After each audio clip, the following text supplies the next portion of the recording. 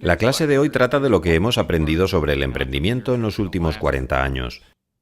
Una de las preguntas que hay que hacerse es, ¿por qué estoy aquí? Espero que estés para descubrir cuánto se tarda en convertir una idea en negocio.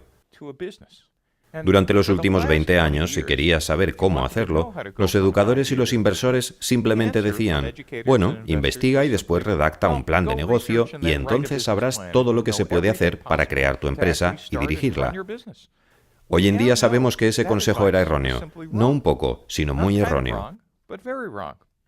Hoy sabemos algo que desconocíamos antes. Ahora sabemos la forma correcta de empezar una startup. Y esta clase trata de eso, de hacerlo bien. Pero antes de empezar, veamos cómo escogimos el camino equivocado para analizar después lo que ahora sabemos que funciona. La empresa moderna, como hoy la conocemos, se formó por primera vez en 1602 con la Compañía de las Indias Orientales, acreditada por el gobierno holandés.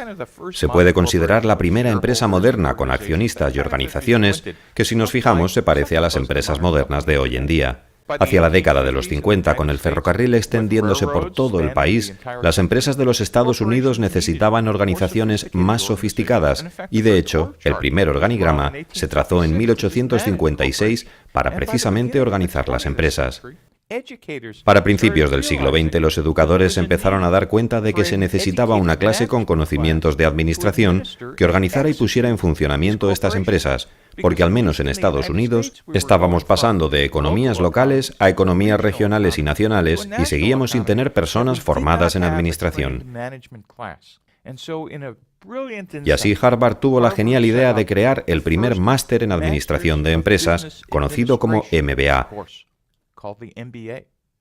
La primera promoción de 1910 fue el primer equipo de administradores de empresas que hicieron del siglo XX el siglo de la empresa moderna. El currículo del MBA está diseñado para proporcionar a los directores y administradores las herramientas necesarias para dirigir empresas ya existentes y en expansión. Contabilidad, estrategia, operaciones, liderazgo, comportamiento organizacional, recursos humanos, administración. Estas herramientas fueron sumamente importantes para el crecimiento de las grandes empresas. Pero lo que es interesante, lo que no vieron, es que en realidad este currículo no proporcionaba herramientas para empezar nuevos negocios. Una de las cosas que no entendimos durante 100 años es que las startups no son versiones más pequeñas de empresas grandes. Lo repetiré otra vez, las startups no son versiones más pequeñas de empresas grandes. Y la consecuencia de esto es que todas las herramientas tradicionales que se enseñan y aprenden en un MBA resultan irrelevantes durante el primero o los 2 primeros años caóticos de un nuevo proyecto en su fase inicial. Con el tiempo se necesitarán esas herramientas, pero al principio no hacen más que molestar. Ahora veamos lo que solíamos creer para compararlo con lo que sabemos ahora. Una de las falacias más grandes ha sido creer que las startups no son más que versiones pequeñas de grandes empresas. Que todo lo que se hace en las grandes empresas se haría el primer día en una startup. Lo que ahora sabemos es algo muy distinto. La principal diferencia es que las startups hacen algo que llamamos búsqueda, mientras que las grandes empresas dedican su tiempo, al menos principalmente, a la ejecución. Una de las preguntas que responderemos es, ¿buscar y ejecutar qué? Más adelante en esta unidad veréis la diferencia y de hecho os ayudará a ser mejores emprendedores. Lo que considerábamos estrategia era que cualquier empresa se empieza con un plan operativo y un modelo financiero. ¿Qué es un plan operativo? Pues es el plan de negocio. Antes se creía que bastaba con invertir mucho tiempo en la redacción del plan. Después no había más que ejecutarlo, y si uno era lo bastante inteligente y si había estrujado los sesos para realizar toda la investigación de mercado, buscar todos los datos y diseñar una proyección o plan mágico a 5 años que sustentara el plan de negocio, entonces, como por arte de magia, no había más que contratar al personal que ejecutara dicho plan.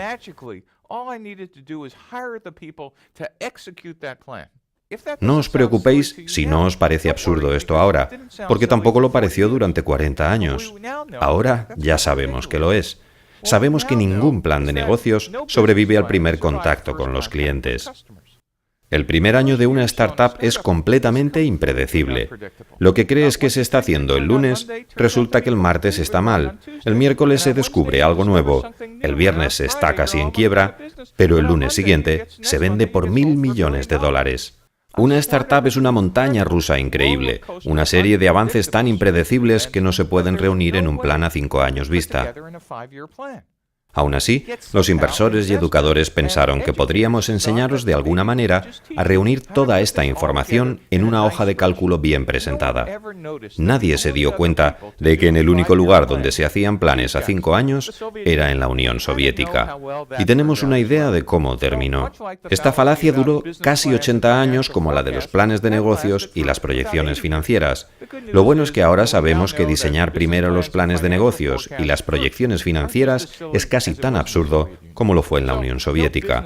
Ningún plan de negocio sobrevive al primer contacto con los clientes. Esto no significa que no debamos tener ningún tipo de planificación. Todo lo contrario, quiere decir que necesitamos planificar antes de diseñar el plan. Debéis averiguar, en realidad, cómo hacer esta planificación antes de empezar a redactar el plan de negocio. No insinúo con esto que no queramos hacer proyecciones ni un plan operativo, sino que se necesitan datos reales antes de poder hacer todo eso. Nosotros vamos a organizar los datos con el lienzo del modelo de negocio de Alexander Osterwalder, que analizaremos en detalle en las lecciones siguientes. ¿Y por qué vamos a usar el lienzo? Por 2 razones. Primera, para organizar todas las hipótesis que tenemos acerca de cada una de las partes de nuestro negocio. Y la segunda es que vamos a salir de la oficina y vamos a convertir nuestras hipótesis en hechos.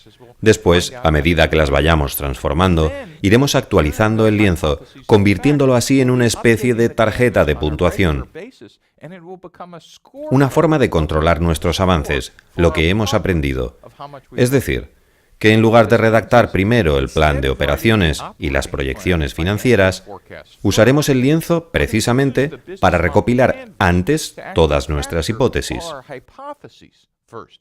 Para la búsqueda del modelo de negocio, comenzaremos primero con el modelo, y una vez que lo hayamos encontrado, nos pondremos a redactarlo.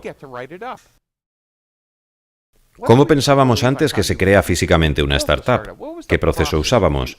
Solíamos crear las startups mediante la gestión de procesos. Decíamos, bueno, sabemos crear productos. Los creábamos exactamente igual que en las grandes empresas. Contratábamos a los responsables y hacíamos la producción en cascada. Un sistema de producción paso a paso, como explicaré después. Lo que solíamos hacer en realidad era dibujar este esquema en una servilleta y decir, bueno, proponemos un concepto, conseguimos capital inicial y luego desarrollamos el producto. Y ya tenemos las pruebas alfa y beta y los primeros clientes. ¿Qué había de incorrecto en esto? Durante 30 o 40 años, este fue el modelo convencional para crear una startup. Y podríamos contestar, ¿el marketing? Bueno, sabemos que mientras el departamento de producción desarrolla el producto, el de marketing crea todo el material de comunicación, contrata una agencia de relaciones públicas, genera ruido. Para marketing lo más divertido es la fiesta de lanzamiento. Pensábamos crear demanda a través de un evento de lanzamiento, en la creación de marca, cuando en realidad nuestra labor consiste en crear demanda en el destinatario final y llevarla al canal de ventas. Lo que esto suponía para ventas era que, a menos que su vicepresidente fuera el fundador, se solía contratar marketing cuando en producción se estaba con las pruebas alfa y beta. Salían y empezaban a contratar a su primer personal de ventas y examinaban el plan de ingresos a 5 años. Y como obviamente lo que decía el plan iba a misa, los vicepresidentes simplemente lo ejecutaban. ¿Por qué? Porque así se decía, así lo decías tú y así lo habrían dicho los inversores. Puede que no se basara en ningún dato, pero así era la hoja de cálculo. Así que se encargaban de la organización de ventas de nuevo, y cuando tenían los primeros clientes, si el marketing impulsaba la demanda, tendrían una curva de ventas que despegaría porque el plan de ingresos así lo decía. El siguiente elemento era el grupo de desarrollo comercial. El grupo de desarrollo comercial reunía todas las condiciones para crear el producto completo. El producto completo hace referencia a las startups, ya que debido a su tamaño, no puede incluir todas las funcionalidades, servicios, etcétera, que el cliente convencional pueda necesitar. Entonces, ¿por qué no se contrata personal de desarrollo comercial para crear asociaciones y que podamos así parecer una gran empresa ante nuestra clientela inicial? La única falacia en esto es que se asumía que tus primeros clientes estarían dentro de la clientela convencional. Y resulta que los primeros clientes de la mayor parte de startups son de hecho tan locos como vosotros. Por lo tanto, es útil crear este montón de condiciones un año después de vuestra primera clientela, aunque en realidad se interpone en el camino desde el primer día. El otro elemento es la producción. Se pensaba que se debía hacer lo mismo que en las grandes empresas. Se redactaba el documento de requerimientos de mercado. Luego en producción se encerraban, se remangaban la camisa y se ponían con la producción en cascada. Se contrataba al departamento de calidad. Y al final, cuando ya se había hecho todo, se contrataba al departamento de publicaciones técnicas y todos sus productos estaban listos en versión 1.0 con todas las funcionalidades de una vez, en la primera clientela. Durante 30 o 40 años se pensó así acerca de las startups. No había otra manera. Así era como se dirigía el proceso. Ahora sabemos que eso está mal y os voy a explicar lo que haremos en su lugar. Si lo recuerdan, dije que producción hacía desarrollo en cascada. Desarrollo en cascada es simplemente un proceso paso a paso, según el cual, desde marketing, se escriben los requisitos que debe tener el producto. El departamento de producción los traduce en funcionalidades. Después diseña el producto, lo codifica o diseña el hardware, lo prueban y luego brindan soporte técnico. Este es más o menos el ciclo de desarrollo en cascada, paso por paso. Pero si lo observáis detenidamente, hay una falacia implícita de la que nadie se dio cuenta durante 40 años. Para escribir los requisitos y hacer el diseño, se asume desde el primer día que se conoce el problema o la necesidad que tiene el cliente. Lo repetiré. El desarrollo en cascada asume que se conoce el problema y la necesidad que tiene el cliente, desde el primer día. Ahora bien, en una empresa grande, con clientes existentes, productos existentes, canales de venta existentes, ¿sabéis qué? Podría ser cierto, pero en la mayoría de las startups, lo único que se tiene es la visión del fundador. Y lo que uno tiende a hacer en una startup es confundir una visión basada en la fe con los datos de los clientes sobre sus problemas y necesidades. Entonces, ¿qué pasa? La consecuencia de suponer que uno conoce el problema del cliente es que asume que desde el primer día conoce todas las posibles funcionalidades a incluir en el producto. Por tanto, se encierra y empieza a implementar, y en lugar de hacerlo de una en una, en realidad se implementan todas las posibles funcionalidades que se nos podían ocurrir para la versión 1.0. Lo irónico es que ahora sabemos que los clientes no desean ni necesitan entre el 85 y el 90% de las funcionalidades de los productos de software, lo que supone una pérdida de tiempo y de dinero grandísima. Hoy sabemos que ejecutar la gestión de un producto en cascada no es la forma correcta de hacer las cosas en una startup, aunque tenga todo el sentido del mundo hacerlo en una empresa grande. Lo que sabemos ahora es que la mayoría de las startups fracasan más por falta de clientes que por fallos en el desarrollo del producto. Y esto es muy interesante, incluso en Silicon Valley, donde probablemente corremos más riesgos técnicos por metro cuadrado que en cualquier otro lugar del mundo. Un negocio no quiebra normalmente por no desarrollar un producto, sino por no encontrar clientes que paguen lo suficiente.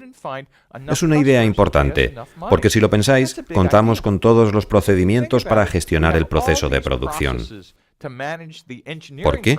Porque ese es el mayor riesgo en una empresa grande.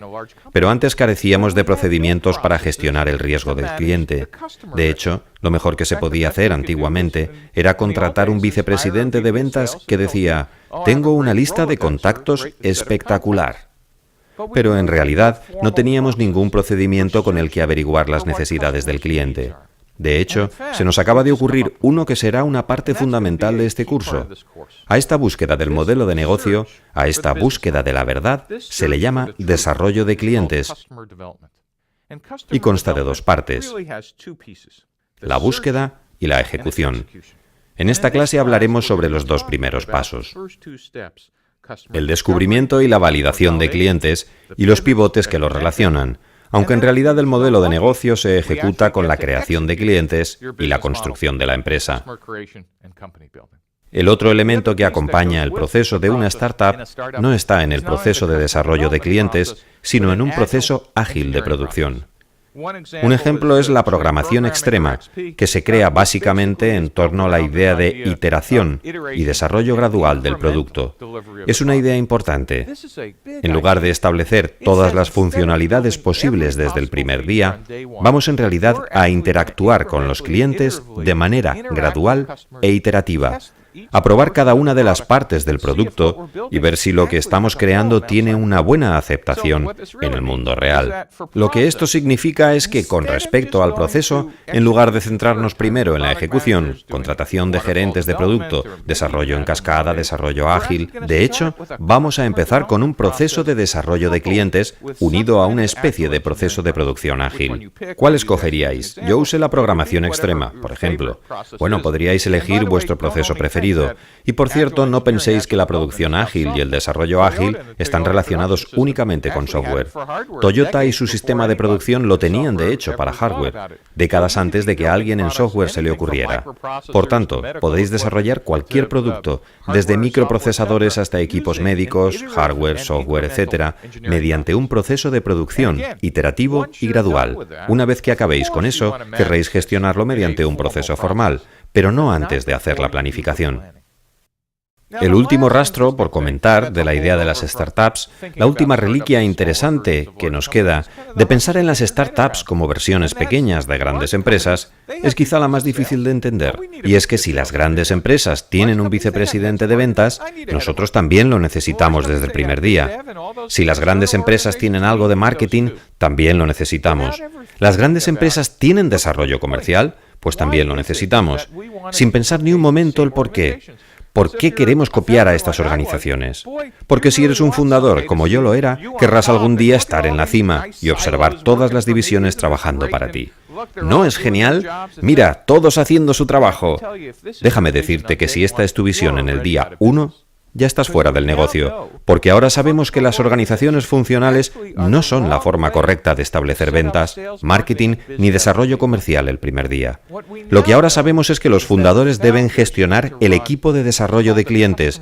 Un equipo de desarrollo de clientes dice lo siguiente: escuchad, no vamos a establecer ventas, marketing ni desarrollo comercial, ni vamos a contratar a un vicepresidente de ventas el primer día, sino que lo que haremos será que el fundador salga de la oficina. Y al final de esta lección explicaremos por qué.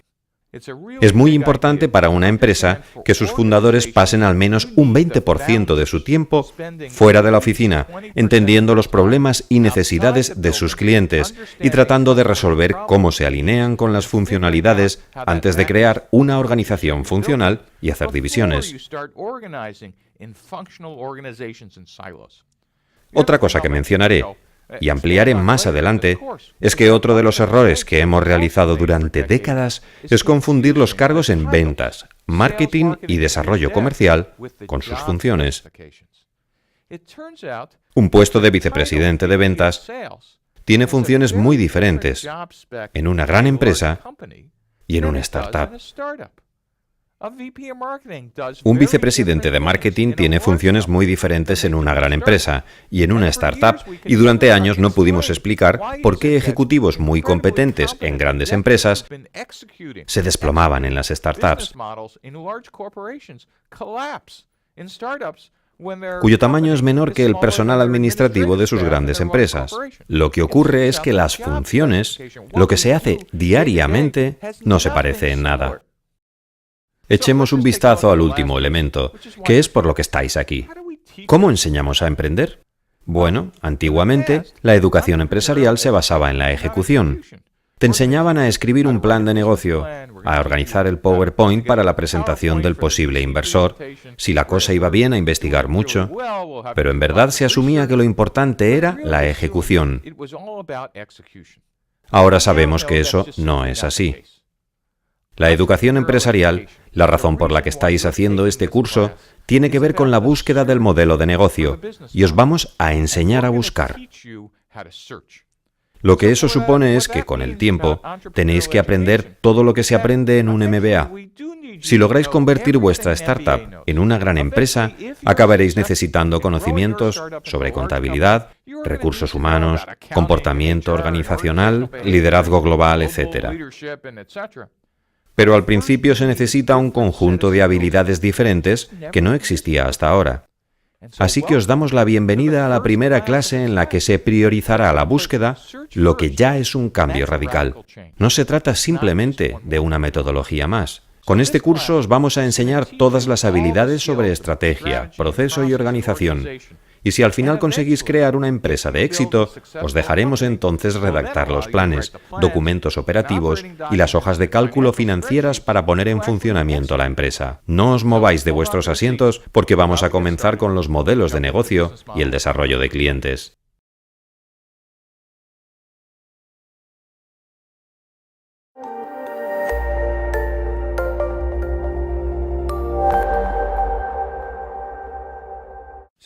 Vamos a empezar con el modelo de negocio y el desarrollo de clientes. Pero antes de hacerlo, suelo hacer la siguiente pregunta. ¿Qué es una empresa? ¿Qué es lo que en realidad estoy tratando de empezar? Creo que deberíamos usar la siguiente definición. Una empresa es una organización empresarial que vende un producto o presta un servicio a cambio de ingresos y beneficios. Por tanto, descartaré las organizaciones sin ánimo de lucro expresamente en esta lección. Seré claro, os podríais basar en el lienzo del modelo de negocio y el método de desarrollo de clientes para crear una empresa sin ánimo de lucro. Pero el hecho de tener metas bastante concretas, que son obtener ingresos y beneficios, nos permite valorar de forma muy precisa si lo estamos haciendo bien o mal. Entonces nos preguntamos, ¿qué es una startup? Nos explicaron en qué consistía una empresa, pero ¿en qué se diferencia de una startup? En mi caso os diré que he creado 8 startups en 20 años y nunca hubiera podido daros una definición improvisada de lo que es una startup. Siempre pensé que era un lugar donde se comía gratis, había un equipo de trabajo pequeño pero fantástico, te podías llevar al perro, pero nunca llegué a entender bien el objetivo de una startup. Por eso os voy a dar mi propia definición sobre lo que estáis haciendo. Una startup es una organización provisional diseñada para buscar un modelo de negocio que sea recurrente y escalable. Ahora vamos a volver atrás y vamos a dividir esta frase, porque esto es bastante importante. Primero, es provisional. El objetivo de una startup no es ser una startup. El objetivo de una startup, de hecho, es convertirse en una empresa corriente. Esto es curioso, porque si lo pensamos, al menos en el caso de una startup de Internet móvil, no podemos hablar de una startup de 10 años, sino de una de 2 años unida a un fracaso de 8. Una startup es una organización temporal. ¿Y qué se supone que vais a hacer? Bueno, aunque penséis que se basa en el producto o quizás incluso en conseguir clientes, en realidad no es así. Una startup está diseñada en realidad para buscar algo. ¿Qué se supone que tengo que buscar? Veamos. Primero, tenéis que buscar algo que sea recurrente. Esto significa que lo que funcione un lunes, funcione también un miércoles, un viernes, la semana que viene, el mes que viene.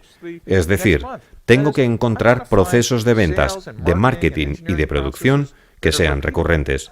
También quiero que sean escalables, es decir, que si invierto $1, gane 2, o tal vez si invierto 1, reciba 10. Pero más vale que no pierda dinero de forma habitual o iré directo a la quiebra. Vale, ya sé que tengo que buscar algo recurrente y escalable, pero ¿qué es lo que tengo que buscar? Lo que tienes que buscar es el modelo de negocio. Y esa búsqueda es la base del resto del curso. Veamos cómo nos convertimos en una empresa. Una pregunta interesante, ¿cómo se va a organizar vuestra empresa? Sabemos que la forma más eficiente para tener en cuenta todos los elementos, todas las partes, es usando un modelo de negocio.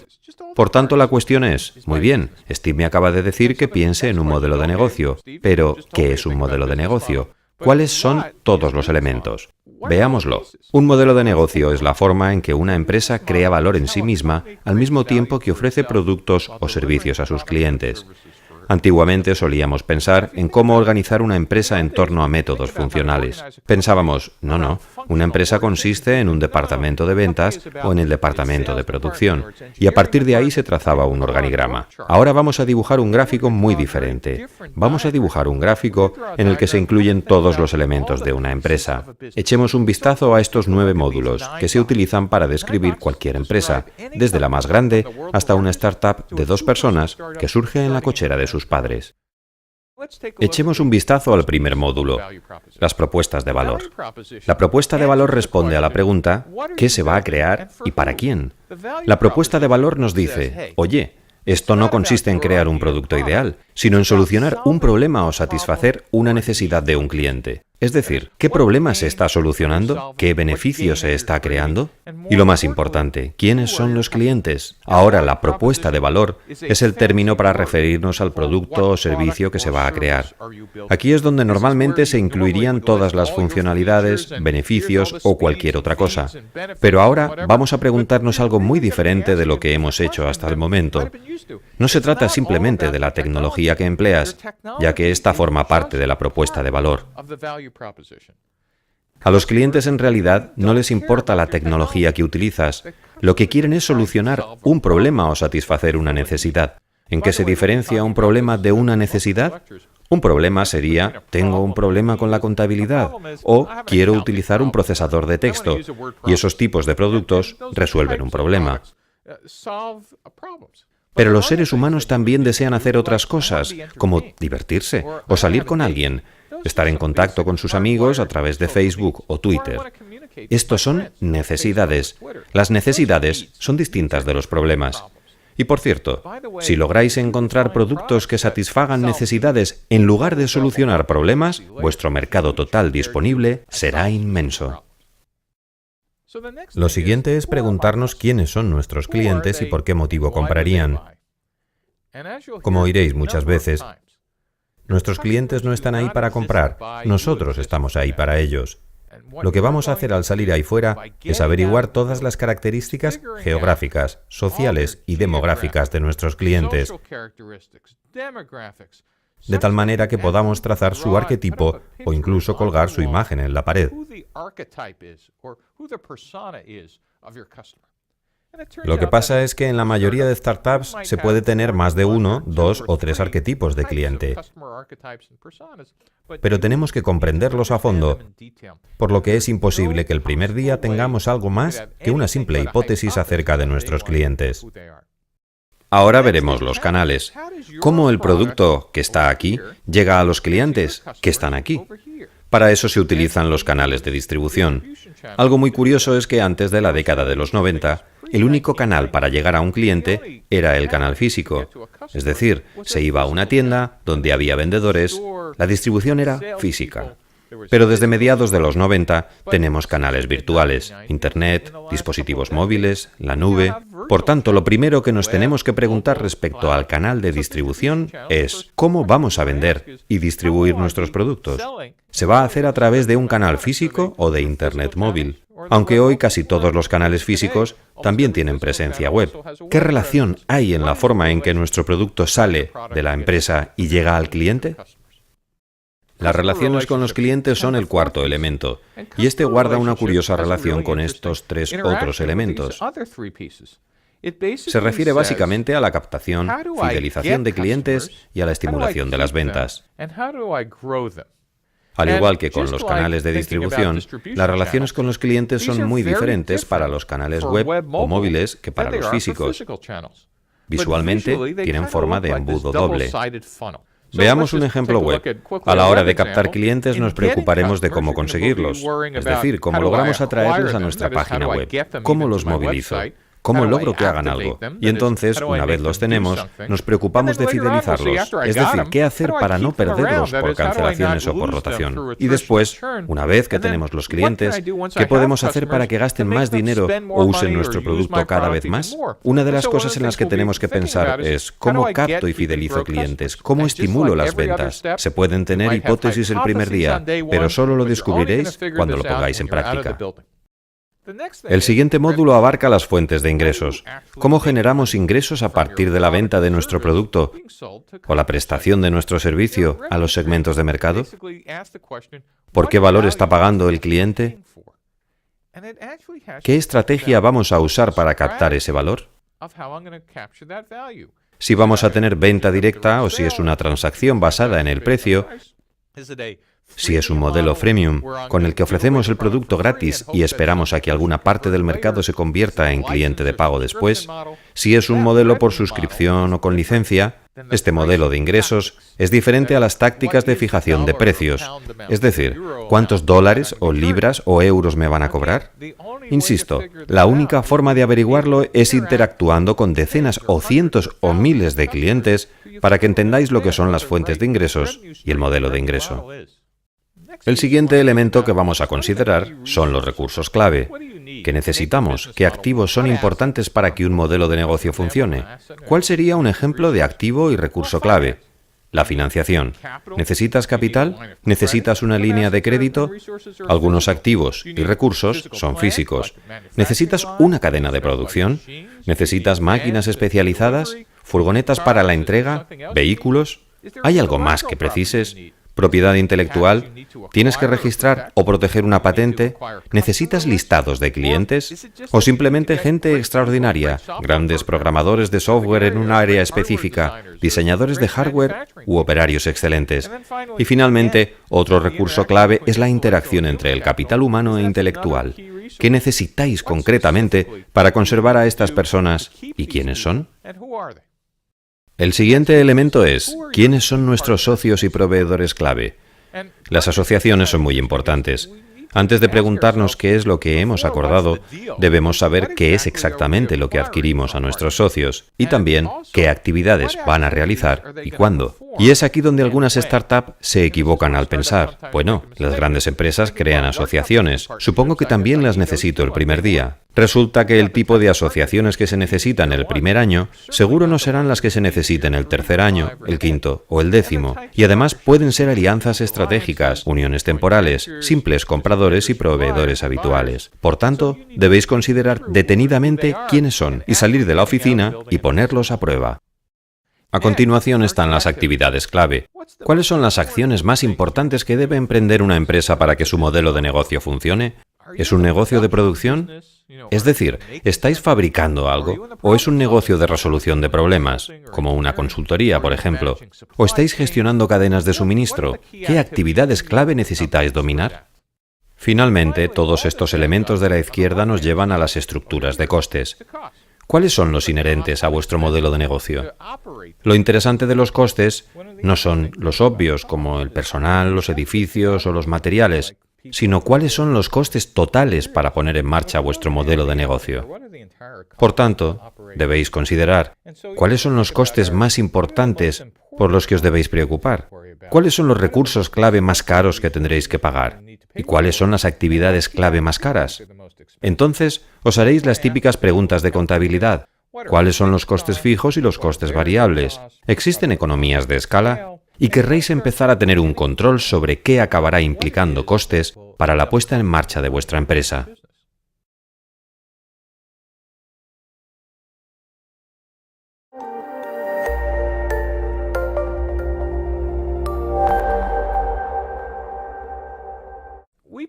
Si reunimos todo esto, tenemos un gran conjunto de hipótesis. Lo interesante es la palabra hipótesis. Yo la llamo la palabra de los $50, que suena importante y la uso cuando doy esta clase en las universidades. Pero ¿sabéis qué? La palabra hipótesis es un término formal para referirnos a suposiciones. Y si lo pensamos realmente, cuando completamos el lienzo de modelo de negocio, lo único que tenemos es una serie de suposiciones. Eso es todo, una serie de suposiciones. Lo genial del lienzo es que nos permite organizar nuestras ideas, pero no de un modo funcional, como por ejemplo, ¿qué está haciendo ventas? ¿O marketing? ¿O qué dice la hoja de cálculo?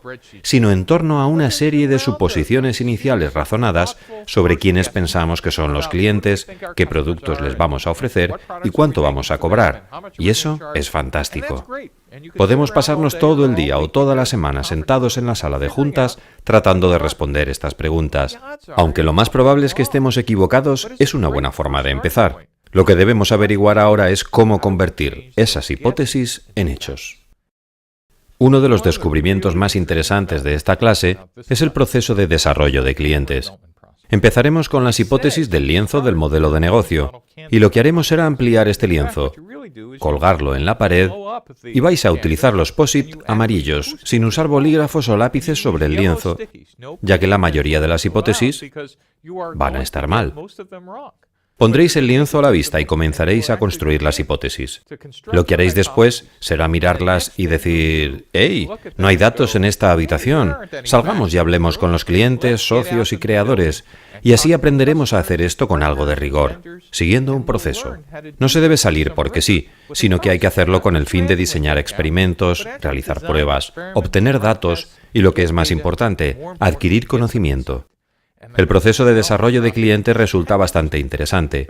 Se trata de un proceso de 4 etapas. La primera es el descubrimiento de clientes. Aquí es donde construís las hipótesis, salís a la calle y empezáis a poner en práctica vuestras suposiciones sobre si existen personas que en realidad tengan el problema o necesidad que vosotros pensáis. Después haréis la validación de clientes y comprobaréis si la solución propuesta coincide con lo que pensabais que era el problema del cliente. Esta prueba entre el problema y la solución y vuestras funcionalidades y clientes a veces se conoce como adaptación del producto al mercado. Esto es lo que están poniendo a prueba en la calle, y esto es lo que llamamos búsqueda del modelo de negocio. Pero ahora, en lugar de hacer esto al azar, contratando y despidiendo ejecutivos de ventas y tratando de sacar cuentas que realmente no son más que suposiciones, os vamos a sacar de la oficina lo antes posible y poner a prueba alguna de estas suposiciones iniciales. En la parte inferior del esquema encontramos lo que se conoce como pivote, algo muy interesante puesto que es lo que va a salvar vuestro trabajo. Una vez encontréis un modelo de negocios repetible y escalable, pasaréis a la fase de ejecución del desarrollo de clientes, que trata sobre crear demanda en el usuario final y escalar, lo que se llama creación de clientes. Después crearéis las organizaciones para construir vuestra empresa pensando en escalar, pasando del desarrollo de clientes a una organización funcional que se orienta a la ejecución rápida y constante. Una de las cosas interesantes sobre el desarrollo de clientes y que hace que las startups sean muy diferentes de las grandes empresas es que en las startups lo hacen los fundadores. ¿Y por qué los fundadores? Hay un par de cosas curiosas que tienen que ver con la naturaleza humana, no con la tecnología. Antiguamente, en una startup tradicional, se habría contratado a un vicepresidente de ventas que hubiera salido a la calle, al que le habríamos dicho, intente vender esto, vaya y hable con los clientes. Solo se contrataría a alguien para que lo hiciera, pero recordad, un empleado no suele tener visión. Se limita a ejecutar lo que le digáis. Adivinad entonces lo que pasa si los empleados salen a hablar con la gente y les dicen, es la peor idea que hemos oído, o no lo vamos a comprar. Lo que ocurre es que vuelven diciéndoos que es su primera vez a lo que contestaréis. No lo están explicando bien. Entonces los enviaréis de nuevo un par de días, semanas o meses y regresarán. Pero si sois fundadores entusiastas diréis, he contratado al ejecutivo equivocado, está despedido. Ahora imaginemos el ejercicio no con un representante ni un jefe de ventas o marketing, sino que ahora seréis vosotros, los fundadores, los que salgáis y habléis con los clientes. Y si obtenéis el mismo feedback, os podría costar 3, 5 o 30 clientes, pero al final echaréis humo por las orejas porque la discordancia cognitiva empezaría a hacer efecto. Es entonces cuando os podréis dar cuenta de que vuestra visión no es correcta.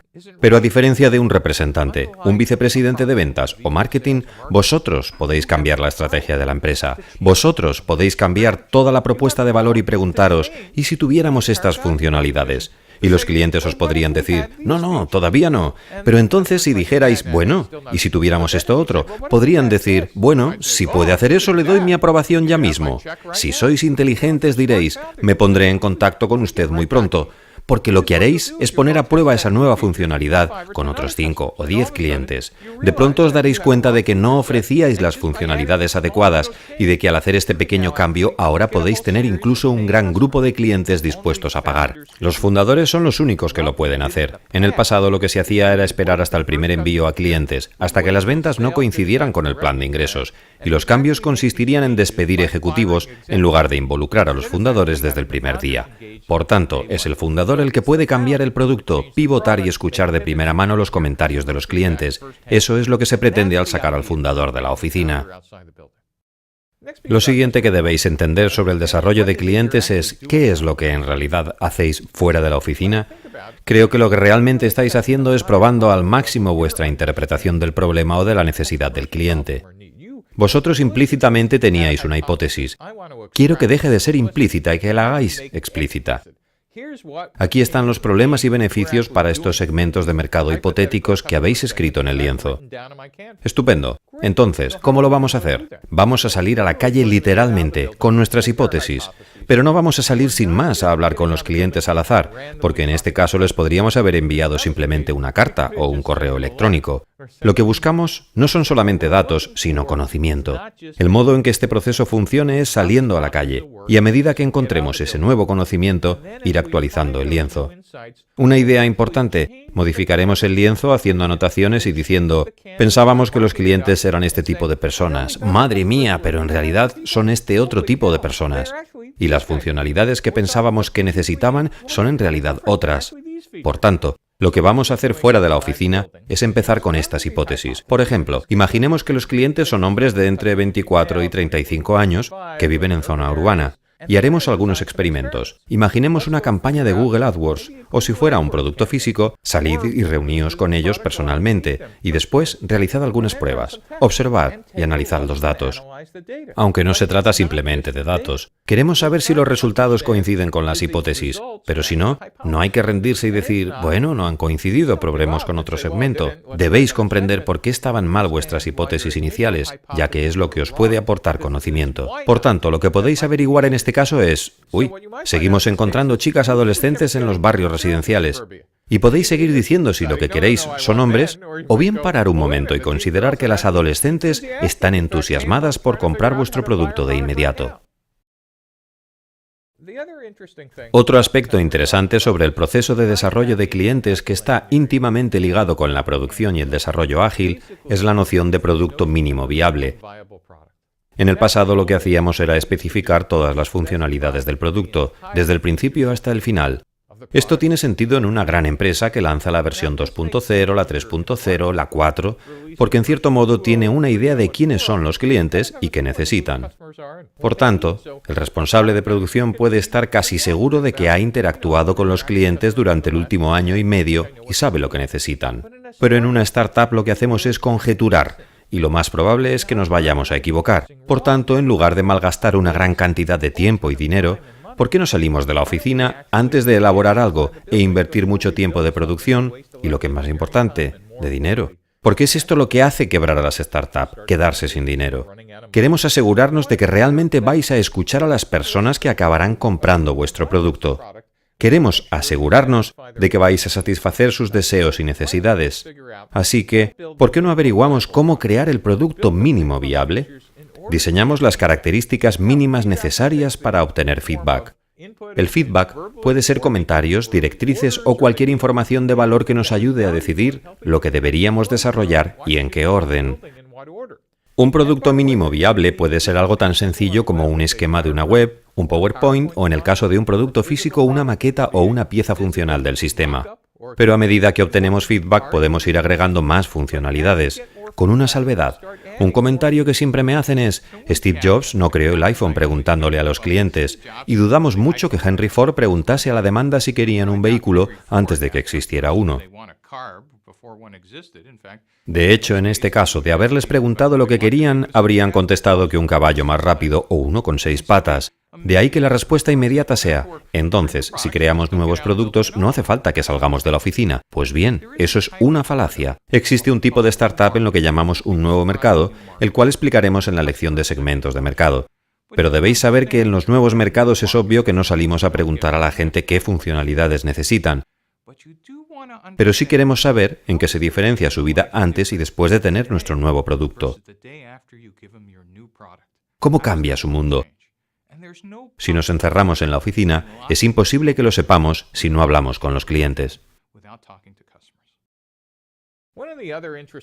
Otra observación interesante sobre el desarrollo de clientes es la noción de pivote. Pivote es un término que acuñó mi mejor estudiante, Eric Ries, cuando se dio cuenta de la conexión existente entre validación de clientes y descubrimiento de clientes. Y en efecto, le dio un nombre, que en mi opinión es increíblemente acertado. Un pivote os dice, ¿qué tienes que hacer cuando tus hipótesis no coinciden con la realidad? Esta es una observación muy nítida sobre las startups, y lo es porque ahora sabemos cosas muy diferentes a las de antes. Lo que sabemos ahora es que en lugar de despedir ejecutivos cuando nuestro modelo de negocio no concuerda con lo que pasa en el mundo real, despedimos el modelo y decimos, ¡hey! Nuestras hipótesis estaban equivocadas.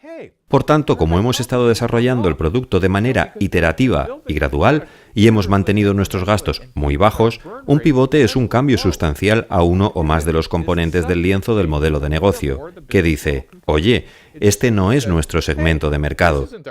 Nuestro segmento de mercado se encuentra realmente aquí. O deberíamos cobrar desde el primer día. O, espera, hemos estado usando el canal de distribución incorrecto. O quizá, vaya, tenemos los socios equivocados.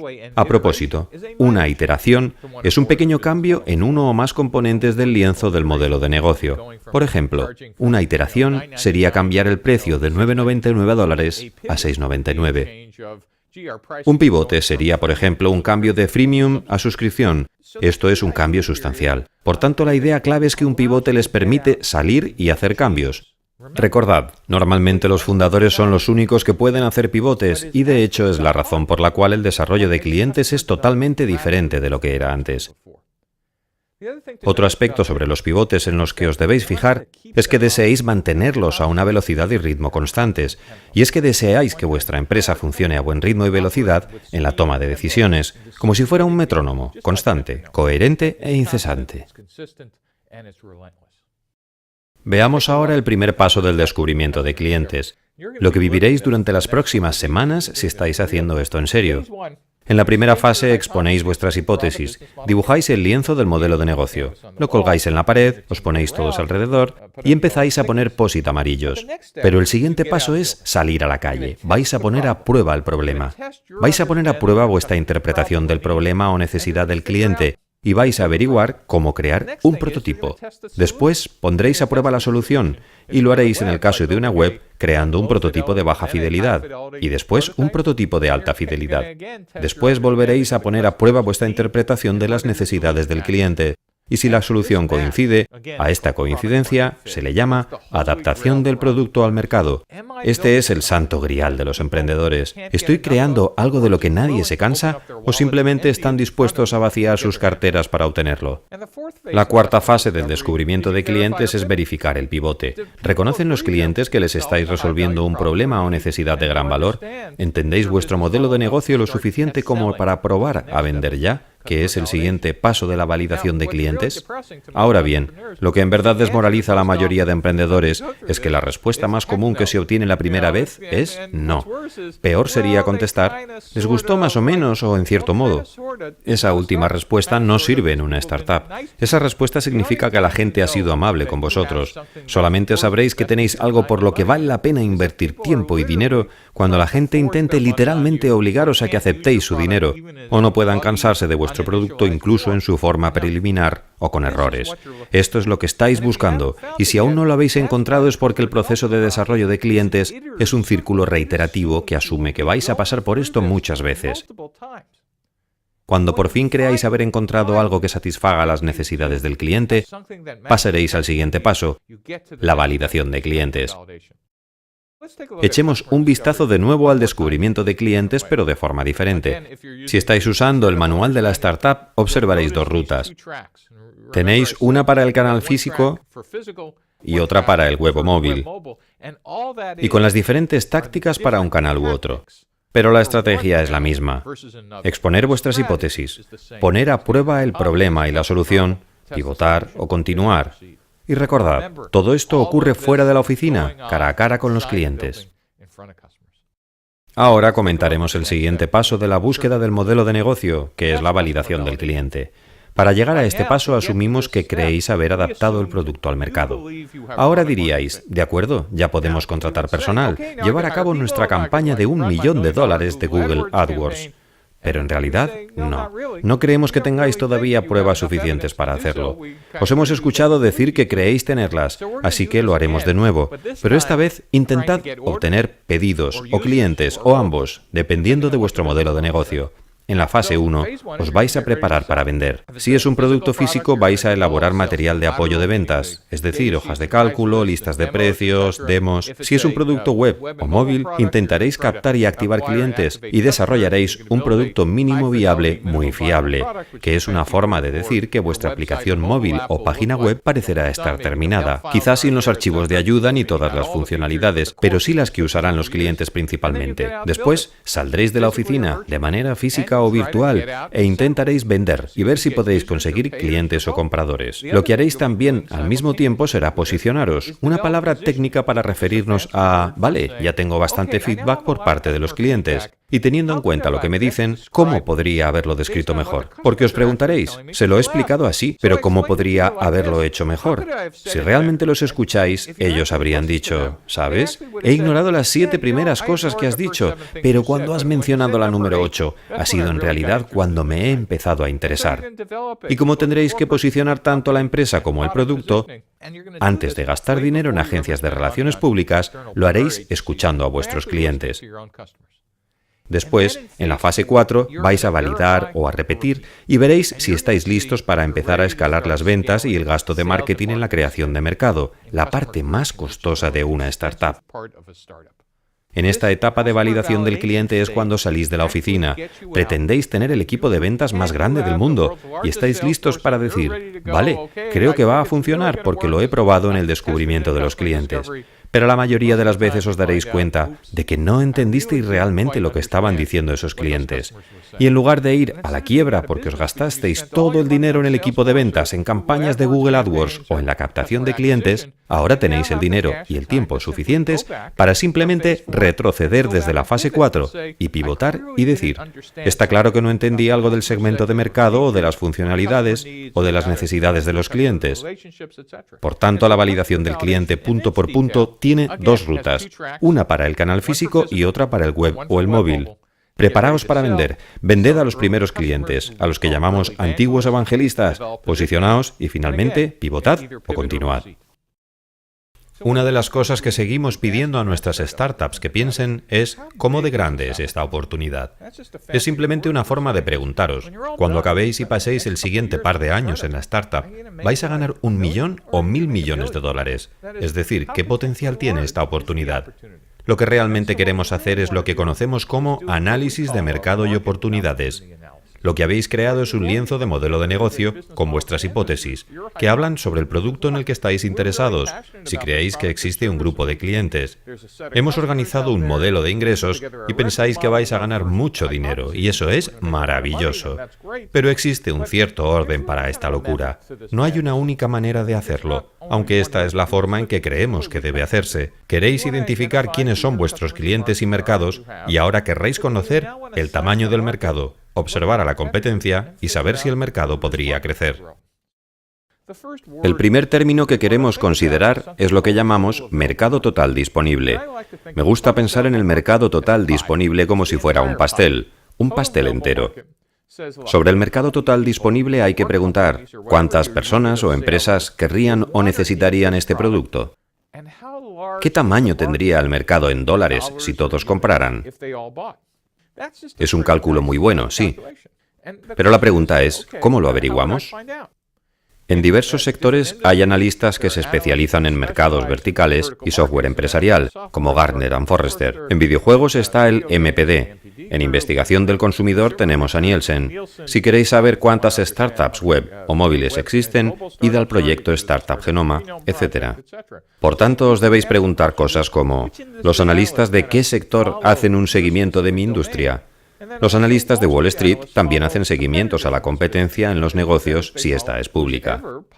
De hecho, algunos de ellos escriben informes de investigación muy buenos. Si tenéis acceso a una biblioteca universitaria o conocéis a algún agente de bolsa amable, podríais conseguir gratis un informe de un analista. Y también podéis preguntar por otros medios. Google en este caso es vuestro mejor amigo. Yo realmente invertiría tiempo en intentar comprender si se trata de un mercado de $1.000 millones. Y si obtenéis estas cifras, por cierto, lo primero que os pediré es que me las desgloséis, que me ayudéis a entender cuántos clientes hay, quiénes participan, cuál es la competencia. Tenéis que comprender ese mercado total disponible con cierto detalle antes de pasar a la siguiente fase: averiguar el tamaño de mi parte del pastel. Y la frase que solemos usar para referirnos a esto es: ¿cuál es el mercado servido disponible? Este mercado servido disponible no hace referencia a los 7.000 millones de personas en el mundo, sino al número de personas que, por ejemplo, pueden usar una aplicación móvil. Una aplicación móvil depende del número de personas que tengan smartphones. Si estoy haciendo una aplicación móvil para Android, la primera pregunta es: ¿cuántas personas, teóricamente, van a usar plataformas Android este año y en los próximos 5? Ahora puedo empezar a estimar cuál es mi mercado servido disponible y cuántas personas tienen el dinero para comprar el producto. Dependerá de si ofrecéis un producto de 99 centavos o de $99. En este caso, reducís el mercado en base al precio o la disponibilidad.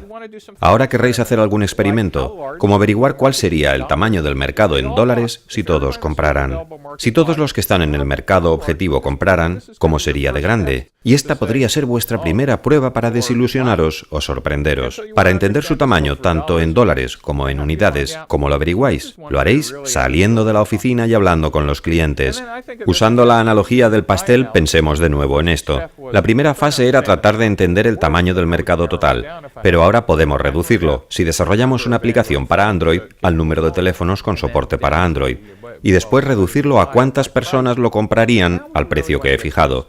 Pero ahora realmente queremos ser muy concretos. ¿A quiénes exactamente les voy a vender los 3 primeros años? ¿A cuántos clientes equivale? ¿Qué tamaño tendría el mercado si todos estos compraran? Es decir, lo que nos planteamos ahora es la cantidad total de dólares si tuvierais una participación del 100% del mercado. Vuestros ingresos no podrán exceder esta cifra.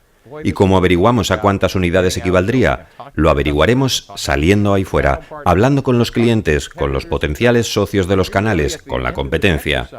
Al acabar este ejercicio, tendréis realmente una primera hipótesis sobre si vale la pena ejecutar este lienzo de modelo de negocio en los próximos 2 años. El tamaño del mercado no tiene que ser un análisis de 4 páginas de una escuela de negocio. Por tanto, si vais a una, podéis hacerlo. Pero al principio no es más que un cálculo rápido y aproximado. ¿Merece la pena fundar este negocio? Tendréis que verificar con frecuencia 3 cosas. Echemos un vistazo al equipo Jersey Square y veamos cómo lo abordan ellos. Si os acordáis, os pedimos que hablarais del mercado total disponible, también llamado mercado accesible disponible, término con el que hacemos referencia al tamaño del mercado potencial que podría hacer uso de nuestro producto. En este caso dirían: vale, en Estados Unidos hay unos 150 millones de americanos que ven los 5 deportes en equipo más importantes, pero ¿podemos vender a 150 millones de personas? En realidad, no. Porque lo que queremos analizar es lo que llamamos el mercado servido disponible. ¿A cuántos clientes puedo llegar a través de mi canal de ventas? Veamos cómo el equipo Jersey Square analizó el mercado servido disponible. Afirmaron que en el área metropolitana de Nueva York había 11 millones de personas que veían los 5 deportes en equipo más importantes. Dicho esto, lo que deberían haber hecho en realidad es preguntarse: de esos 11 millones, ¿cuántos tienen un navegador web y a cuántos seríamos capaces de llegar dentro de un tiempo determinado y con cierta capacidad adquisitiva? Y lo que analizaban después era el mercado objetivo. ¿Quiénes tendrían más posibilidades de comprar? Realizaron un estudio en el Yankee Stadium y afirmaron que un 11 o 12% del mercado servido disponible mostraba un fuerte interés. Y pensaron: bueno, esto significa que solo en la zona de Nueva York a 1,3 millones de personas les debería interesar la suscripción o el alquiler. De nuevo, si hubieran hecho el análisis de verdad, se deberían haber preguntado a cuántos de ellos podrían acceder con un navegador web y a cuántos de ellos podrían llegar con su campaña de adquisición y activación. Y lo que se deduce de esto, si lo lleváis al siguiente nivel, es: ¿qué es una suposición admisible sobre los ingresos de los 3 primeros años? Una suposición rápida y aproximada. Bueno, entonces, la mitad de estas personas se suscribiría y la otra mitad pagaría alquiler. Hagamos cuentas. Los ingresos del primer año deben ser de 300 millones. No creo que estoy demasiado optimista. Bueno, al menos empezarás haciendo una serie de cálculos que analizarás junto con asesores, amigos y cofundadores. Y entonces dirás, hey, pero si estamos a punto de crear una empresa interesante. Ninguna startup ha sobrepasado nunca sus optimistas estimaciones sobre el tamaño del mercado. Por tanto, si los ingresos que obtendríais de los clientes potenciales os salen demasiado bajos, yo no tiraría la toalla. Simplemente volvería a analizar los segmentos de mercado en los que nos hemos centrado y reflexionaría sobre si lo que quiero es crear un negocio o simplemente tener un hobby.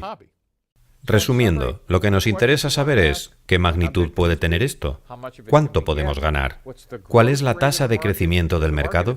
¿El mercado decae en sí mismo? ¿Está cambiando continuamente o empezará a prosperar? Lo más importante es hablar con los clientes y el canal de venta y también que podáis obtener buenas estimaciones de mercado mediante aproximación competitiva, si se trata de un mercado existente o resegmentado, o incluso si se clonase un mercado fuera de los Estados Unidos. En tercer lugar están los informes de los analistas de Wall Street, las empresas de investigación de mercados como Forrester & Gartner. Pero para avanzar, algo que debemos tener en cuenta sobre las proyecciones de investigación de mercados es que los datos de las investigaciones del pasado sobre el tamaño del mercado son extraordinarios. Si los investigadores de mercados fueran tan buenos prediciendo el futuro, en realidad estarían gestionando fondos de inversión libre. Por tanto, algo que no acepto que digan mis estudiantes es, será un negocio de 40.000 millones de dólares en los próximos 7 años. Sí, pero ¿cuál es su tamaño ahora? 0. Por tanto, no acepto suposiciones de una empresa de investigación de mercado a menos que se haya validado los datos con información concluyente obtenida de los clientes. Antes de continuar con el curso, echemos un vistazo a lo que podría lograr un equipo al final de este proceso. Imaginad que tenéis 10 semanas, o meses, o un año para hacerlo.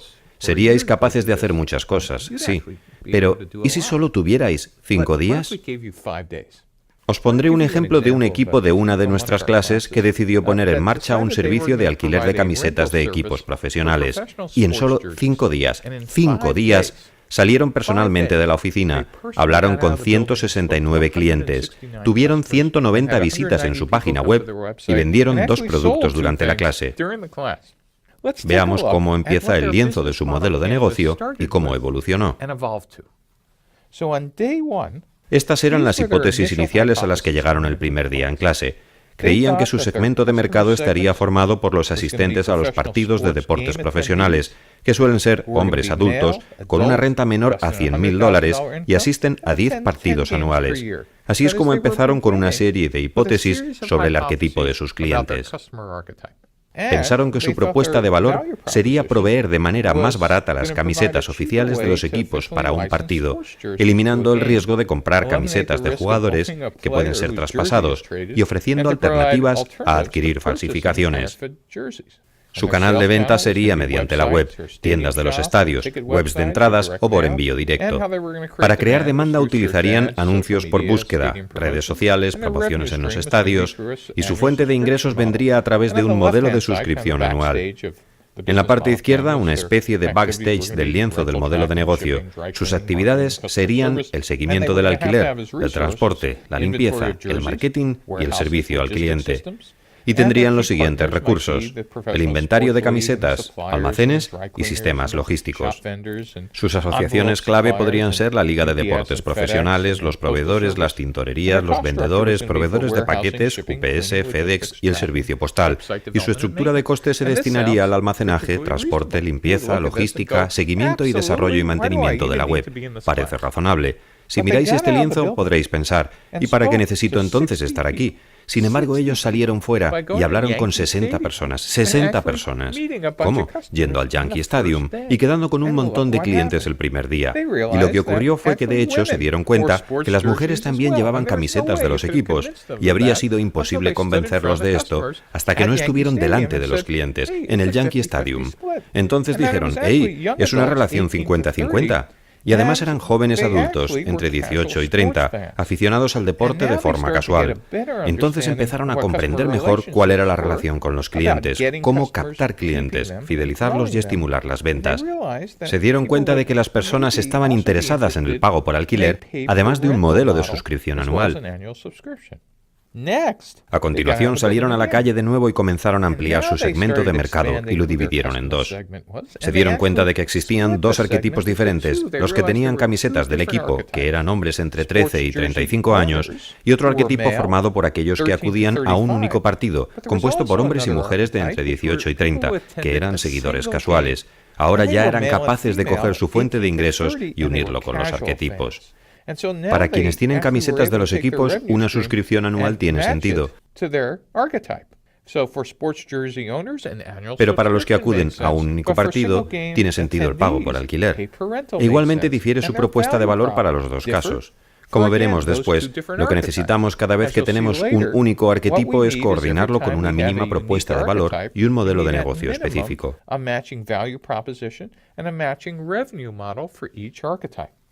En el cuarto día aprendieron cosas nuevas. Lo más importante, ¿cuánto pagarían aquellos que tenían camisetas oficiales por una suscripción anual? Comenzaron preguntando por cifras definitivas y la respuesta que obtuvieron fue $200. Y comprendieron además que las redes sociales pueden ser un elemento importante para captar clientes. Al día siguiente aprendieron más cosas. Aprendieron que otra alternativa para aquellos que tenían camisetas oficiales podría ser la suscripción mensual o un único alquiler. Y comenzaron a pensar sobre cómo fidelizar estos clientes, es decir, cómo eliminar la rotación e incrementar las regalías. Y comenzaron a pensar en programas por antigüedad y cómo podrían crecer esos clientes con la venta cruzada y elevar ventas con suscripciones premium y planes familiares. Por tanto, como podéis ver, 5 días después, solo 5 días después de hablar con 160 clientes, el lienzo del modelo de negocio ha cambiado drásticamente de algo que tenía esta imagen el día 1 a algo que tenía esta otra el día 5. El primer día una serie de hipótesis sin contrastar, un modelo basado en la fe. En el día 5, la fe se convierte en hechos. Y esta startup está en marcha en la actualidad, creando algo que los clientes realmente pueden querer. En el resto de lecciones os vamos a conducir a través de cada uno de los componentes del lienzo del modelo de negocio y esperamos que salgáis a la calle, como hizo este equipo, para testear vuestras hipótesis.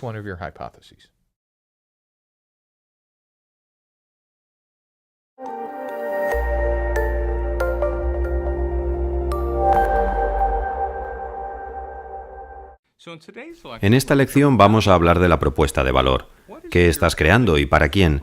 ¿Qué beneficios e inconvenientes estás creando a qué segmento de mercado? Y lo que es más importante, ¿cuál es el producto mínimo viable? Ahora ya estás familiarizado con el lienzo de modelo de negocio y espero que ya lo hayáis probado para desarrollar vuestras ideas o vuestra empresa. Pero hoy hablaremos del primer módulo, la propuesta de valor. En el lienzo del modelo de negocio, la propuesta de valor es un término para referirnos a lo que estamos creando. ¿Qué producto o servicio estás desarrollando? Y algo que se preguntará más adelante, ¿para quién lo estáis desarrollando? ¿Y qué les soluciona exactamente? Echemos un vistazo a la propuesta de valor. Como ya he dicho, no se trata únicamente de vuestra idea o producto. Una de las cosas que a los fundadores les cuesta entender es que de hecho hay un cliente en el otro extremo. Y mientras piensan que es la mejor idea desde que se inventó la rueda, la clave del desarrollo de clientes es que salgas a la calle y expliques qué necesidad satisface o qué problema soluciona tu idea. Se trata de satisfacer las necesidades del cliente y no solo de pensar que es una idea estupenda. Y no me cansaré de repetirlo. Así que, hablando de la propuesta de valor, esta trabaja mano a mano con quienes son tus clientes, como veremos en la siguiente clase. Entended que esta relación entre lo que estáis creando, la propuesta de valor, y el cliente es lo que hace que las startups fracasen o triunfen desde el primer día. A estos dos módulos, a esta relación existente, le damos un nombre especial: adaptación del producto al mercado. Así que cuando oigáis la expresión adaptar el producto al mercado, acordaos del lienzo del modelo de negocio y pensad, es solo otra forma de preguntarnos si nuestro producto es una necesidad o si lo quieren o desean un grupo de clientes que se encuentran al otro lado. Y si no es así, La buena noticia sobre el proceso de desarrollo de clientes es que nos permite seguir buscando sin que quiebre nuestro negocio. Y por tanto, lo que pasará es que pivotaremos de un lado a otro, repitiendo el proceso a medida que descubrimos realmente qué es lo que quieren los clientes, comparado con lo que pensamos que estamos creando para ellos. Echemos un vistazo a la propuesta de valor. La propuesta de valor no es algo que se crea de manera aislada. Aunque la propuesta de valor pretende resolver un problema o satisfacer una necesidad del cliente, realmente consta de 3 componentes. El más fácil para la mayoría de los emprendedores es el relacionado con qué tipo de producto tienen o qué servicio prestan. Pero hay otros 2 componentes también importantes en la propuesta de valor. ¿Qué beneficios se está creando para los clientes y qué problemas se está resolviendo? Alexander Osterwalder, cuando diseñó el lienzo del modelo de negocio, o Canvas, hizo hincapié en este aspecto. No se trata solo de tu producto. Sobre todo si tienes una formación técnica, es muy fácil decir, ¡hey, mirad todas estas funcionalidades! Si te descubres a ti mismo diciéndolo, debes terminar la frase y decir, sí, pero esto ayuda a las personas a ser capaces de hacer mejor esta cosa y les soluciona tales problemas. El verdadero objetivo de determinar cuál es nuestra propuesta de valor es comprender lo que se denomina producto mínimo viable. Tratar de averiguar, ahora que entiendo mi producto o servicio y el valor que aporta a los clientes o el problema que soluciona, ¿cuál es el conjunto mínimo de funcionalidades que podría aplicar desde el primer día que soluciona esos problemas y crear valor a mis clientes? Este proceso es en realidad un proceso interactivo, ya que es imposible encontrar este punto mínimo sentado en la oficina.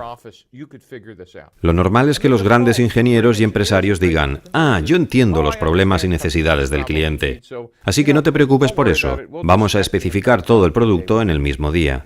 Pero el verdadero objetivo es averiguar qué es lo mínimo que podríais desarrollar que realmente os consiga un volumen suficiente de ventas y os permita salir al mercado lo antes posible.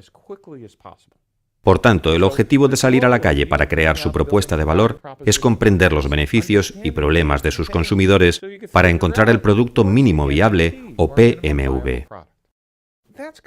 Esto es estupendo, pero seguimos hablando de nuestros clientes. Dejad que os recuerde cómo se ven las cosas desde el otro lado. Y aunque en la próxima lección hablaremos con más detalle sobre los clientes, os voy a adelantar algo. En los segmentos de mercado se buscan también 3 cosas. La primera es que aún estamos tratando de entender cuáles son los beneficios y los problemas del cliente, pero también qué deberes debemos cumplir nosotros según los clientes. ¿Cuáles son los trabajos funcionales o sociales, o los trabajos emocionales?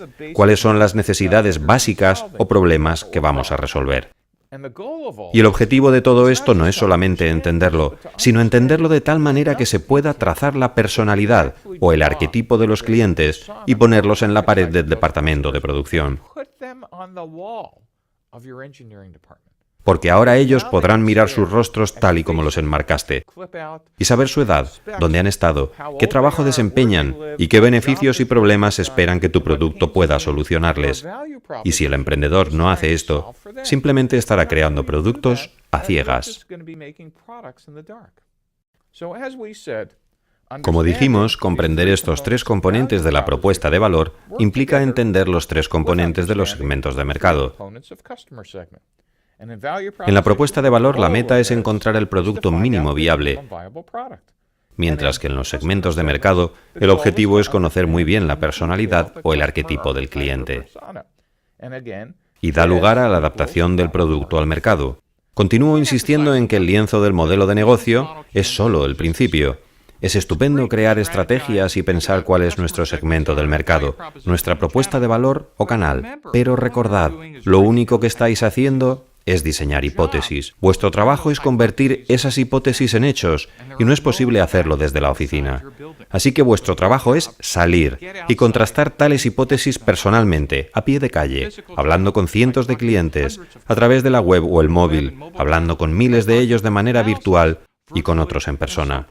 Tenéis que ver cómo a la gente se le dilatan las pupilas cuando vean vuestro producto y les guste. Ahora vamos a analizar la propuesta de valor con más detalle y vamos a desarrollar sus 3 componentes. El primero es el producto, y como ya hemos dicho, debéis comprender de qué se compone vuestra propuesta de valor. ¿Es solamente hardware, o software, o bits? ¿Son bienes manufacturados o materias primas? ¿Se acompaña de productos intangibles como derechos de autor, o licencias? ¿O vais a tener servicios financieros anexos, como garantías o pólizas de seguros? ¿O algún contrato de reparación? ¿O vais a agregar también funcionalidades digitales? Lo que os pretendemos decir es que os deis cuenta de que vuestro producto o servicio no solo se compone de bits o hardware, sino que se trata de un todo, del paquete completo que se va a entregar. La propuesta de valor de una empresa que ofrece servicios es casi la misma. Solo os tenéis que preguntar cuáles son los servicios esenciales que forman parte de la propuesta de valor. Consultoría, corte de cabello, asesoría en inversiones y si estáis vendiendo software o hardware. Podríais tener servicios por separado que se integren en el producto final, servicios de preventa y postventa, encontrar la solución apropiada, financiación, entrega gratuita. Amazon es un buen negocio porque de hecho pueden hacer entregas premium en 24 o 48 horas. Este tipo de servicios adicionales o complementarios pueden hacer que tu producto funcione mejor que el de tus rivales. ¿Y qué hay de los servicios postventa? Como el mantenimiento gratuito, la atención al cliente, etc. De nuevo, estos elementos otorgan un valor extra a vuestro producto o servicio. Como dijimos, no se trata solamente de las funcionalidades de vuestro producto o servicio, sino también de solucionar los problemas o eliminar el dolor. Es decir, ¿qué es lo que le vamos a reducir o a eliminar al cliente? Pensemos en un par de hipótesis sobre qué podría solucionar el problema o aliviar el dolor. Hasta ahora, aliviar el dolor podría haber sonado como «tengo que darle una aspirina al cliente». Bien, la respuesta es que realmente se va a aliviar un dolor. Y el dolor podría ser un exceso de gasto, ya sea de tiempo o de dinero o de esfuerzo. Su producto podría hacerle sentir mejor, como en el caso de los productos de entretenimiento. No resuelven problemas, pero satisfacen necesidades. El producto elimina la frustración, las molestias o las cosas que les producen dolor de cabeza. Corrige las herramientas que no dan los resultados esperados gracias a las nuevas funcionalidades o a que es mejor y más rápido, o acaba con dificultades y retos que afrontan los clientes todos los días, facilita las cosas, les ayuda a hacerlas, aumenta o hace que desaparezca la pérdida de prestigio, de poder, de confianza, mejora el estatus social como Facebook, Twitter o LinkedIn, o elimina el riesgo financiero, social o técnico, o ¿qué podría salir muy mal? Por tanto, las formas de aliviar el dolor deben incluir alguna de estas hipótesis u otras, porque la lista es limitada. Podríamos estar resolviendo otros problemas a nuestros clientes, pero debéis ser capaces de expresarlo a partir de la interacción con el cliente fuera de la oficina.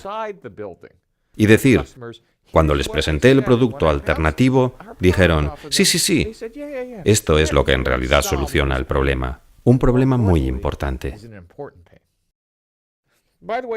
Hasta ahora he hablado sobre el problema o la necesidad como una parte del producto. Y os quiero recordar que es interesante diferenciar entre resolver un problema, como por ejemplo un problema de contabilidad, o de procesador de textos como usar Google Docs en lugar de Microsoft Word, respecto a una necesidad. ¿Qué es una necesidad? Bueno, una necesidad podría ser la necesidad de entretenernos o de comunicarnos. Las necesidades son algo universal para todos los habitantes del planeta, por lo que vuestro mercado disponible será de unos miles de millones de personas. Quizá los niños entre 0 y 5 años no tengan esas necesidades, pero al final descubrirás que el mercado de las necesidades es mucho más grande que el de solucionar problemas. Y con esto no sugiero que no resolváis problemas. Tampoco sugiero que tratéis de convertir todos los problemas en necesidades. Pero os diré que la empresa del siglo XXI que hizo esto mejor que nadie fue Apple con su iPhone. Tomaron un dispositivo para las comunicaciones y lo convirtieron en un símbolo de estatus. Pasaron de un producto que resolvía un problema integrando Internet y teléfono a algo que genera que cada año la gente haga obsoletos sus productos al querer tener siempre el último modelo, porque ahora es una necesidad más que un producto. Veamos algunas tácticas para descifrar los dolores de los clientes.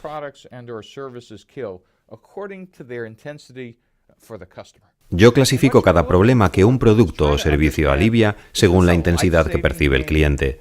Lo que se busca es entender si se trata de un problema de vida o muerte o algo con lo que se puede vivir durante los próximos años. ¿Qué lugar ocupa en la lista de problemas que tienen los clientes en tu segmento? Además, también es importante saber no solo la intensidad del problema, sino la frecuencia con la que se presenta. Si se presenta una vez al año, las personas podrían soportarlo, pero si ocurre todos los días o a cada hora, nuestro producto podría estar resolviendo algo bastante importante. Y por último, nos preguntamos sobre el beneficio que estamos creando. ¿Qué beneficios son los que el cliente espera, desea o por los que se sorprende? De nuevo debéis comenzar con vuestras hipótesis. ¿Qué hace feliz al cliente? ¿Vuestro producto permitirá ahorrar tiempo, dinero o esfuerzo? Es un producto que fascina porque el resultado es incluso mejor de lo que imaginabais, tiene mejor calidad, tiene más o menos de aquello que les gusta a los clientes, o simplemente tiene un rendimiento superior al de las soluciones actuales. ¿Les facilita el trabajo o la vida? ¿Tiene consecuencias positivas que el cliente desea? Podría tratarse de una consecuencia social, que satisfaga una necesidad, o comercial, como conseguir más ventas. Al igual que hicimos con los problemas, comenzaremos con un conjunto de hipótesis que solo serán contrastables fuera de la oficina, delante de nuestros clientes. Pensemos ahora en la clasificación de los beneficios. Haced una lista de cada uno de los beneficios que generan vuestros productos y servicios según la importancia que les da el cliente. Esta es la idea de fondo, la relevancia para el cliente. Al igual que con los problemas, crearemos la primera lista pensando que conocemos la respuesta. Así es como voy a solucionar el problema y así es como voy a generar beneficios. Lo sé con toda seguridad. ¿Por qué? Porque es mi opinión o porque soy un experto en el tema. Pero tu negocio, al fin y al cabo, no depende de tu opinión. Tienes que escuchar a los clientes, porque ellos te explicarán por qué el beneficio que estás creando es relevante. Al igual que con los problemas, debes saber si el beneficio creado es sustancial o insignificante y con qué frecuencia se presenta. Ahora, por primera vez entra en juego la diferencia entre canales físicos y web o móviles, porque el producto mínimo viable para un canal físico de venta directa, como las tiendas, es muy distinto de algo que podríamos crear para la web o incluso, más aún, para dispositivos móviles. En un canal físico lo que queremos tener es algo que los clientes puedan tocar y sentir, porque vamos a hablar con ellos, y aunque podamos enseñarles diapositivas en PowerPoint, fotografías o explicarle cómo es, siempre aconsejo invertir un día o dos en crear algo, aunque sea de corcho o de cartón, o algo tan pequeño como un chip o una microfotografía o la microfotografía del diseño propuesto. En el caso de los productos físicos, es necesario salir con lo que has creado y tratar de obtener alguna reacción basándote en lo que el cliente puede ver y tocar. Al hacerlo pondréis a prueba vuestra noción del problema y de la solución. Y cuando lo hagáis, podréis comprobar si se resuelve el problema principal de los clientes. Aprenderéis de los antiguos evangelistas cuál es el conjunto mínimo de funcionalidades necesarias. En un canal físico, esto requiere muchas entrevistas, demostraciones y prototipos, y mucho contacto visual. En un producto web o móvil, en lugar de crear un prototipo físico, necesitáis un sitio web o una aplicación de baja fidelidad disponible para que los clientes os den feedback. ¿Qué es esto de baja fidelidad? Bien, es mi forma de decir que realmente no se necesita un sitio web completamente terminado, pero al menos debe tener un esquema. Y si no lo tenéis, al menos debéis tener una presentación o el boceto o una demo en vídeo o algo que permita a las personas ver el proyecto más allá de lo que se describe y que puedan decir, ah, ya entiendo, pero aún no es momento de hacer la demo. Vuestro objetivo es comprender primero el problema. A veces a las personas que les gustaría hacer una demo les digo que dejen todo eso a un lado cuando se está hablando de los problemas por primera vez. Pero en cuanto os preguntéis si sería más o menos esto lo que solucionaría el problema para una aplicación web o móvil, querréis obtener feedback lo antes posible con una aplicación de baja fidelidad. Cuando hablo sobre este tema, alrededor de la segunda semana del curso, a todos los que trabajan con aplicaciones web o móviles, les pido que tengan una web o esquema en funcionamiento para que los clientes puedan verlas y darles feedback. Posteriormente desarrollaréis la aplicación de alta fidelidad con la que ponéis a prueba vuestro conocimiento sobre la solución. La nueva aplicación ya tiene la mayoría de las funcionalidades. Quizá no cuente con archivos de ayuda. Las gráficas pueden no ser las definitivas, que no guste el color, etc. Pero una aplicación de alta fidelidad dará una mayor resolución. Con esta técnica evitarán crear productos que nadie quiere y maximizará el aprendizaje con respecto al tiempo invertido en el producto y en los clientes. Todo esto lo están haciendo para definir el producto mínimo viable, también llamado PMV. El PMV es básicamente el producto o servicio que estáis creando por primera vez para enviar a los clientes. Es importante saber que el PMV no es un producto alfa o beta. Antiguamente, el proceso de desarrollo de producto arrancaba con el capital semilla, pasaba por el concepto, cumplir los requerimientos del mercado, de producción, y terminaba como un proceso completo de producción en cascada. Parte de esta cascada serían las pruebas alfa y beta y el primer envío a clientes. Y la primera vez que los clientes tuvieran el producto, se les diría que es un producto preliminar, sin terminar. Se les invitaría a que lo probasen y después se podría negociar con ventas si se les debería cobrar a los clientes. Pero el PMV es algo bastante diferente. El PMV no se presenta como un producto en su versión 1.0 con 18 páginas de especificaciones. Ahora lo que hacemos es trabajar fuera de la oficina, tratando de entender cuál es la versión 1.0 mínima, y no en función de lo que pensó producción o el fundador, sino en función de lo que los clientes nos digan que están dispuestos a pagar o usar ahora. Y aunque podría ser un producto beta, nunca usamos esa palabra. Les decimos a los clientes que es un producto mínimo viable. Tanto en los canales físicos como en los móviles, la creación del producto mínimo viable requiere cierta destreza. Pensad en esto, un PMV no es un producto mínimo. Es un producto que interrumpe su fase de desarrollo por falta de tiempo. No consiste en eso. Un PMV se basa en la interacción y la iteración, en comprender las necesidades, los problemas y los beneficios para los clientes. Y si lo que hacéis es recortar la lista de funcionalidades, entonces evidentemente no habréis ejecutado el proceso. A veces escuchamos, pero mis clientes no saben en realidad lo que quieren. Lo que estoy creando es algo muy novedoso, y salir a la calle es prácticamente una pérdida de tiempo, porque si les muestro mi solución, ni siquiera van a saber de qué problema les estoy hablando. Hablaremos del problema del tipo de mercado más adelante. Pero existe un caso llamado el nuevo mercado, sobre el cual tienen razón.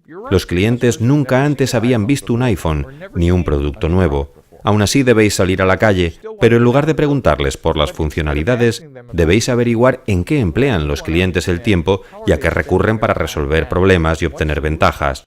Hablaremos de los tipos de mercado más adelante. Si decís o escucháis, es que mis clientes no saben lo que quieren, olvidaos de eso por un momento, porque eso no es excusa para quedarse en la oficina y seguir agregando funcionalidades al producto. Cuando pensamos en la propuesta de valor podemos encontrar varios errores. Uno es que lo que se está desarrollando podría ser solo una funcionalidad de algún otro producto. Podríais ampliar una funcionalidad sin que constituya un negocio, o que constituya uno de 9 meses hasta que la pionera la agregue en su siguiente actualización. Como ya he dicho, la priorización de los problemas y beneficios de los clientes nos ayuda a evitar el problema de «sería bueno tenerlo». A los fundadores a veces les resulta muy fácil decir «bueno, les ha gustado a todos». Sí, vale, pero lo que os interesa no es que les guste, sino que lo adquieran, que insistan incluso en querer usar el prototipo. En ese momento sabes que tienes un negocio. Tiene que basarse en algo que la gente demande y tiene que haber suficientes personas que lo pidan. Claro que podéis encontrar 5 personas en todo el mundo que adoren el producto, pero no sería un mercado lo suficientemente grande. Algunas de las preguntas que os querrán hacer cuando estéis fuera de la oficina, hablando con los clientes, tienen que ver con la competencia. La competencia, de algún modo, existe fuera del lienzo del modelo de negocio. Pensad en el lienzo como algo flotando en un entorno en el que también flotan los lienzos de otras empresas. Dad un paso atrás y pensad, bueno, ¿quién más hay ahí afuera y qué está haciendo? Lo siguiente que os querréis preguntar es, ¿por qué es tan difícil de resolver este problema?